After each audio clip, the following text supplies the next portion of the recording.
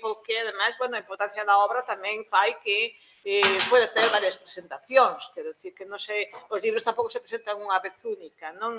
Xa ven que temos unha mesa ampla, pero non se asusten, a miña intervención prácticamente remata aquí, algunhas intervencións serán breves porque lle daremos un protagonismo especial aos 3 investigadores do grupo que nos acompañan e que eles realmente serán os que poderán profundizar millor na importancia e nas características das dúas pezas que presentamos aquí agora, non?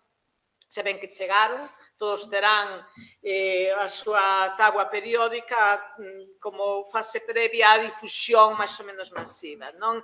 Esta mesa que é tan ampla como se ve, non? Falta aínda un elemento importante, pero que non poderá acompañarnos hoxe, que é a representación da Real Academia Galega de Ciencias. Non, ela tamén participa, igual que a Real Academia Galega, que está aquí representada polo seu presidente, participa tamén nesta iniciativa de difusión da táboa periódica en galego por toda Galicia, pero, bueno, ás veces un día de semana non é a mellor oportunidade de estar presente, sobre todo para os que ostentan cargos deste tipo que teñen que compatibilizar coa súa actividade profesional diaria, non?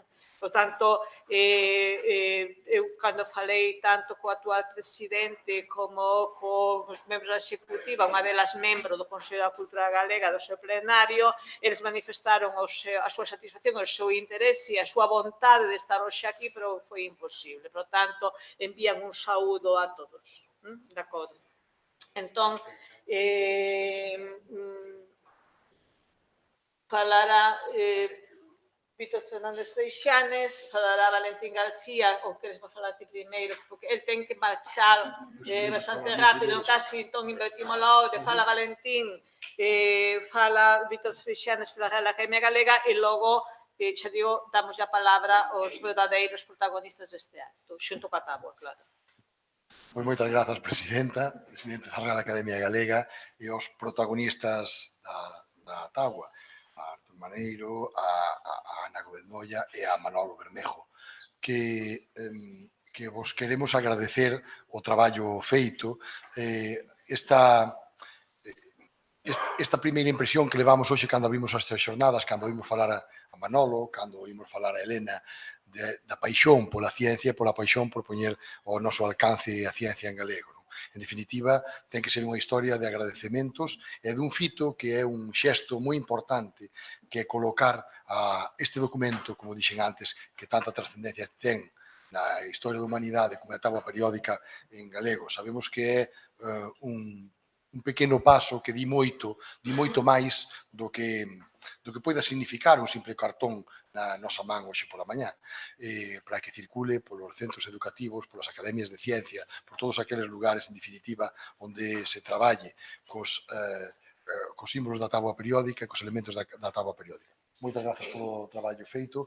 Da Secretaría Xeral de Política Lingüística non pode ser de outra maneira, en colaboración co resto de institucións, a Real Academia Galega, ao Consello da Cultura Galega, a Ciencia Nosa e a Real Academia de Ciencias, pois dicirvos que as portas están abertas para posibles colaboracións futuras e para difundir, que me acaba de dicir agora Manolo, tamén esta táboa por Galicia inteira. Nada máis, moitas grazas.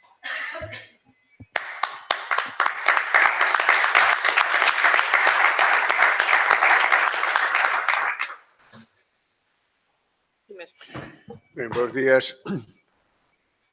Bos días a todos e a todas. Moitas grazas pola presenza, grazas ao Consello da Cultura Galega por acollernos e, ademais, por tamén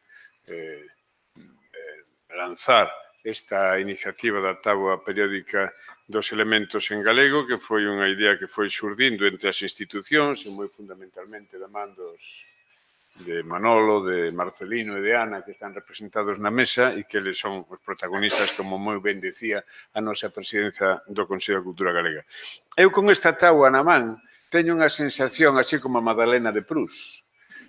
Claro, porque de súpeto teño na man a miña infancia dos 15 anos. Cando eu tiña 15 anos ia ao instituto de Pontevedra e ali nos poñían a Rosario Álvarez Blanco e a min, ela no feminino e eu no masculino, pois poñanos nas mans aquela táboa periódica dos elementos e, naturalmente, impensable que algún día aquilo pudiera estar en galego. Por certo, que a miña profesora de química era nada menos que a filla de don Ricardo Carballo Calero, Margarita Carballo Calero, era que me daba química. Era dura, Ben, pois, hoxe teño unha sensación de viaxar así no tempo e é moi bonita, emocionante a sensación. Como dirán os nosos compañeiros de mesa, é un xesto simbólico que ten que ver ca concepción que temos hoxe da lingua galega como unha lingua culta, como unha lingua europea, como unha lingua da ciencia e da tecnoloxía, porque a ciencia e a tecnoloxía forman parte da cultura. Esa idea de que a cultura é unha cousa que está nos grandes mausoleos ou nas bibliotecas ou nas representacións simbólicas. Bueno, a cultura é a capacidade que ten unha sociedade para dar respostas aos problemas do seu tempo e un das grandes avances históricos é sempre a ciencia. Os avances da ciencia transformaron a realidade, transformaron a visión que o ser humano ten da realidade e, sobre todo, algo que é esencial ao coñecemento. O coñecemento é a ferramenta que nos permite entender a realidade e transformala ao noso favor. A lingua é a representación simbólica que o ser humano fai desa realidade. Por tanto, esa irmandade entre a ciencia, hoxe, representada nesta táboa, entre a ciencia e a lingua galega, é un xesto importante. E é un xesto, ademais, que nos obriga tamén a reflexionar sobre a necesidade de superar esa diferenciación, xa que está hoxe connosco o secretario xeral de Política Lingüística, o digo, esa diferenciación un pouco parva, así, en linguaxe coloquial, entre unha lingua para unhas materias e unha lingua para outras materias. Eu creo que o importante é ensinar ben e que o ensinante teña un coñecemento da súa ferramenta de comunicación eficaz e eficiente para chegar aos alumnos e ás alumnas e non andar a poñer unha etiqueta ou outra etiqueta. Bendito sexa a lingua galega tamén para o coñecemento das matemáticas, da ciencia, da física, da química e, por tanto, se ten un valor simbólico importante que eu aplaudo e agradezo. E doulle os parabéns a todas as persoas e institucións que comparten esta viaxe. Moitas grazas.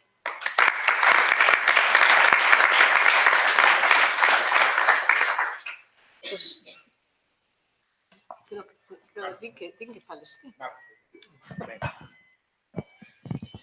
Ben, bueno, vou falar un pouco para presentar a táboa, pero vou ser moi breve, porque en realidade, durante toda esta xornada, estamos xa presentando o sistema periódico, vendo a importancia que ten. Desde distintos enfoques vemos toda a información que nos proporciona, etc. Quero dicir que estamos ante unha ferramenta que é fundamental, na que moitas xeracións pois nos usámola como unha ferramenta para a nosa formación, non? Entón, ante todo, quero agradecer ás institucións que fan posible que teñamos esta táboa, pois, aínda que sexa un mero papel, aínda que depois tamén se poda despois descargar tamén da web, pero que físicamente apoidamos ter, non? Que se fagan, pois, un número, son 13.000 exemplares as que en estes momentos están editados, non? En distintos formatos e que chegarán aos centros, aos institutos, pois porque iso é o fundamental, que siga habendo pois xente nova que poda utilizar esta ferramenta e que ademais que a poda utilizar en galego como é natural, no sentido de que nós temos, como decía agora o presidente da Real Academia Galega, Víctor Freixanes, temos o que é a lingua galega a nivel científico. Hoxe en día non hai discusión, hai anos sí que había certa discusión sobre a validez das linguas para unha cousa ou para outra. Hoxe en día eu creo que iso é un debate que está pechado e máis ben pechado, no sentido de que incluso para chegar a determinar os nomes dos elementos e toda a terminoloxía científica, hai profesionais, pois, a través dos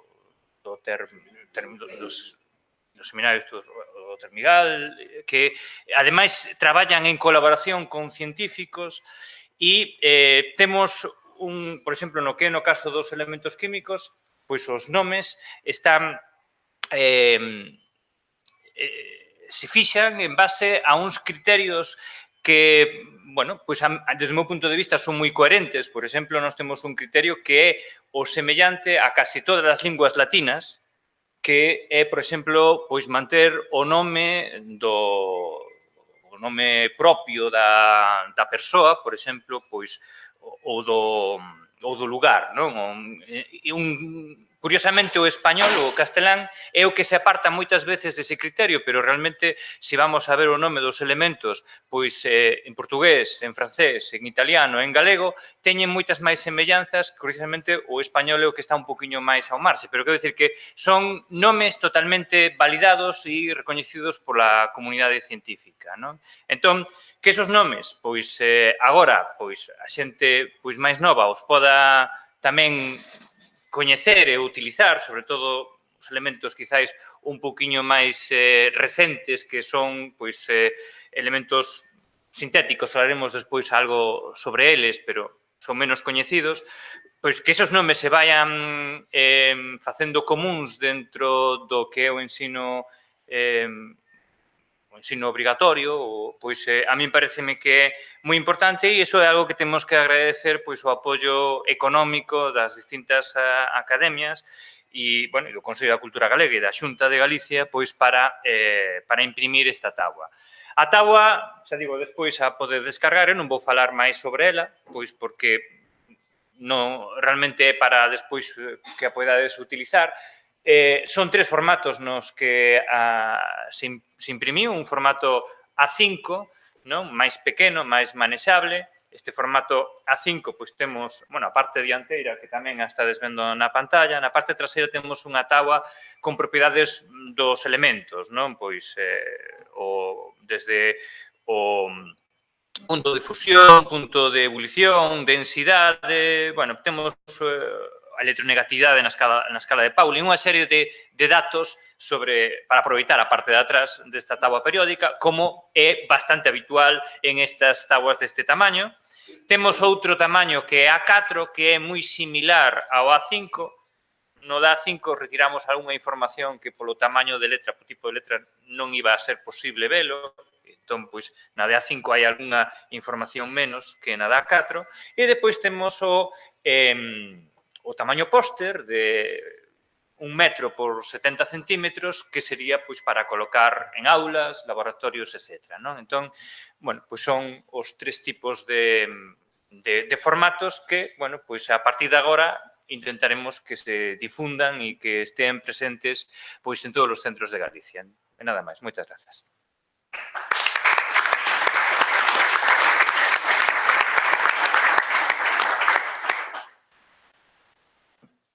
Ben, pasarei logo a presentar moi brevemente o libro do que aquí se comentaba. Hai aí no escritorio, se queres, hai unha presentación, pero, bueno, tampouco pasa nada, o facemos así. A guía dos elementos químicos, historia, propiedades e aplicacións. Sí, vale. E xa foi presentada previamente tamén na Real Academia Galega, pero parece hoxe convinte tamén traelo aquí novamente. Falará despois de min Manolo Bermejo máis da conveniencia de por que traelo aquí, un pouco da historia. Eu vou a contar que este libro acumula o traballo de moitísimos anos tratando de achegar a ciencia á sociedade. Entón, está feito coa rigurosidade que compre facer ciencia, pero tamén está feito e escrito dunha maneira amena para que poida ir a un público, estar dirixido e chegar a un público pois máis xeral, que non sexa de química. O libro, como estamos falando da táboa periódica, o libro ten, pois... Non pasa, sí. O libro ten, pasa a seguinte, vale. O índice do libro é unha táboa periódica. Entón, nesa táboa periódica, en cada elemento, pois nos indica a páxina onde está no libro. Entón, cada elemento químico, os 118 que temos, é como un capítulo que ten 3 páxinas de media, hai algún que ten algo menos ou algún algo máis, depende do elemento. E cando tiñamos na web o PDF disponible, poderemos pinchar directamente na táboa, na páxina, e xa nos levará directamente ao elemento que queiramos e a buscar a información que consideremos relevante. Ben, como decía, podes avanzar, por favor? Pois o libro, así aí se ve pequeniño, non se ve, pero bueno, cada elemento químico está en 2-3 páxinas para que sexa moi fácil de ler e que nos permita ir ao elemento que queiramos sin ninguna dificultade. Temos unha primeira parte que é sobre cal é o nome e orixe dos elementos químicos. Por que creemos que iso é relevante? Porque moitas veces falar de nome e orixe dos elementos químicos xa nos vai a dar conta de moitas das propiedades ou ben dos elementos ou dos seus compostos. Falamos tamén de como foi o seu descubrimento, de quen o descubriu, todo isto que comentábamos na mesa anterior de que realmente a ciencia está feita por persoas e iso é o que nos permite chegar á ciencia tamén as lectoras e os lectores. Entender un poquinho a historia permítenos que nos sexa máis fácil de recordar e máis fácil de achegarnos a ela. Tamén presentamos a abundancia deses elementos no noso planeta. O tema da abundancia é, no meu punto de vista, de extrema relevancia, porque hoxe en día, por exemplo, estamos en todos os dispositivos tecnolóxicos que empregamos, estamos utilizando metais que son moi pouco abundantes na codia terrestre. Entón, eu creo que é relevante que entendamos para cada elemento químico cal é a súa abundancia, como temos, e, polo tanto, iso nos dará a idea de ata cando poderemos traballar con eles, de que maneira, poñer de manifesto a importancia, por exemplo, da reciclaxe. Ten un pequeno apartado dedicado tamén á obtención e propiedades, como se poden obter eses elementos, e, por exemplo, no caso dos metais, que son 2/3 da táboa periódica, todo isto que temos dende a esquerda ata aquela zona da dereita son metais, pois un pouco se vai contando tamén cales son os procesos metalúrxicos que permiten chegar ata eses metais. Tamén se comentan as súas propiedades físicas e químicas e temos un apartado penúltimo de aplicacións onde se comentan algunhas aplicacións históricas, é dicir, para que se utilizaban, por exemplo, ao inicio ou durante algúns séculos e para que se están utilizando hoxe en día.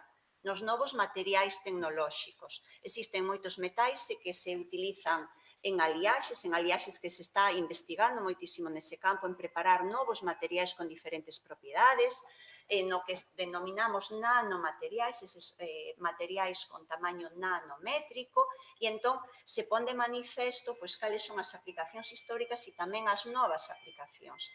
E hai un último apartado de importancia biolóxica, onde se fala de toxicidade, falaba Elena antes na presentación da toxicidade, pois onde se fala de que elementos teñen importancia biolóxica, de cal é a súa toxicidade. Habitualmente a toxicidade está relacionada coa dose, pero se destaca cal é esa importancia e tamén a veces se explica un pouquiño de se ten algún tipo de relevancia biolóxica un pouco no noso organismo, pois en que enzima participa, en que proceso participa, etc. Entón, a grandes rasgos, esta é a estrutura do libro. O libro a Xunta o tiña no seu repositorio oficial, na súa libraría oficial, e tamén logo foi distribuindo na páxina oficial da Xunta, pois aparece en diferentes librerías por todo Galicia, foi distribuindo. Pero esta primeira edición pois xa está esgotada e non está agora Valentín aquí para que lle puidéramos pedir a ver se sacaban unha nova edición porque se está solicitando. E concluo aquí porque sei que Manolo quere falar e entón para que estemos en tempo e poidamos empezar a seguinte sesión en tempo. Gracias.